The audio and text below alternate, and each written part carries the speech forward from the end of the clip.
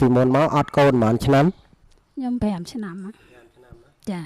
ហើយដឹងពីណាមកដែលបានមកដាច់ចិត្តមកទិញថ្នាំឱសថបុរាណកូនភ្លោះហ្នឹងខ្ញុំឮសូគេផ្សាយក្នុងរ៉ាឌីយ៉ូ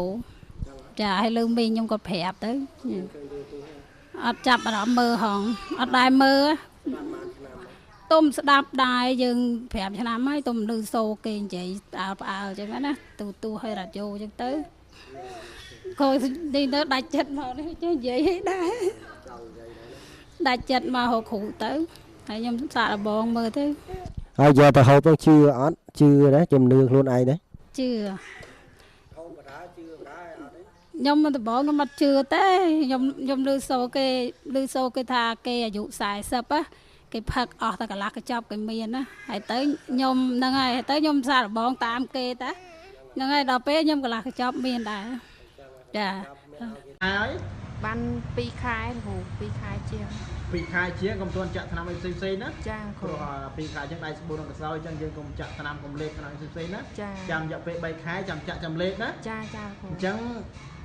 កូនស្រីបានមកបើកថ្នាំព្រេងមកថ្នាំលើនេះអ្នកដែលហូបថ្នាំអសបរានលោកគ្រូកូនភ្លួយឲ្យមានកូនហ្នឹងអ្នកដែលហូបមានកូនមកបើកថ្នាំព្រេងណានេះលោកគ្រូបើកអាសាគួរហ្នឹង2កញ្ចប់កូនកញ្ចៃនឹង2កញ្ចប់ណាចាគ្រូ7ខែហើយកូនប្រុសកូនស្រីបាទឥឡូវឆ្លោះមើលឃើញកូនស្រីហ្នឹងណាចាអញ្ចឹងយូរទៅធម្មតាវិញ